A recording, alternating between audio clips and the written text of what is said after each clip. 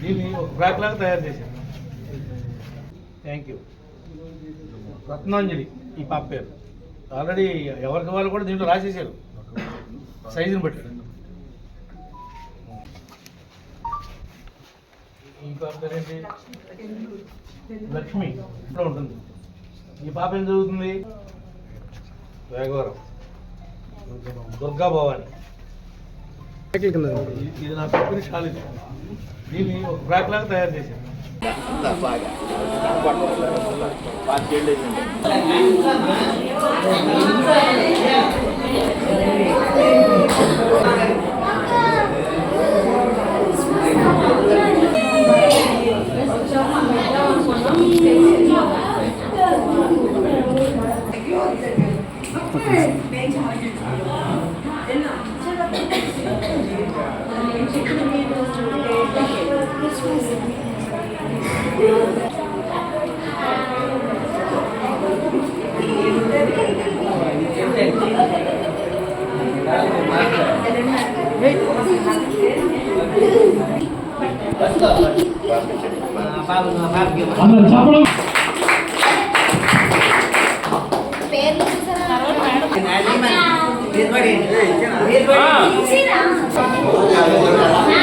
కూర్చో ఒకసారి కూర్చో.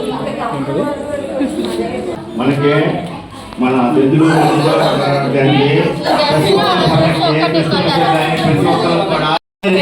మనకి గవర్నమెంట్ నుంచి పెన్షన్ రావట్లేదు పాపం.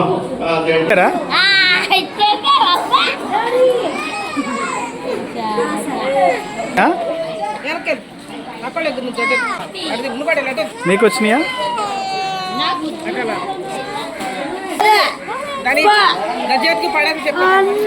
నీ వచ్చినాయా? వచ్చినాయా?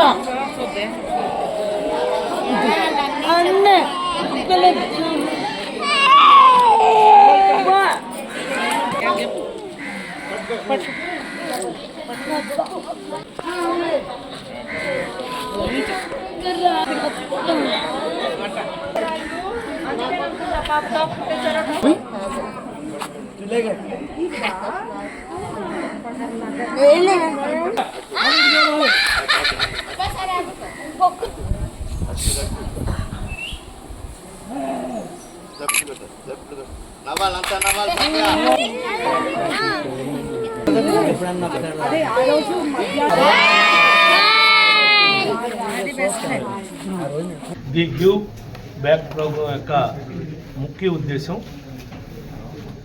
తిరిగి ఇచ్చేయటంలో వాళ్ళంతా మన మీద అభిమానంతో ప్రేమతో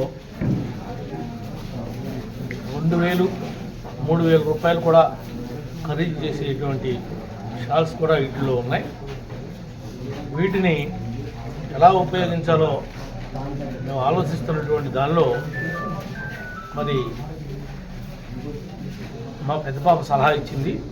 ఇవన్నీ తల్లిదండ్రులు లేనటువంటి వాళ్ళు, శరణాలయాల్లో చదువుకుంటున్నటువంటి వాళ్ళని కొంతమందిని గుర్తించింది. ఒక టైలర్తో మాట్లాడి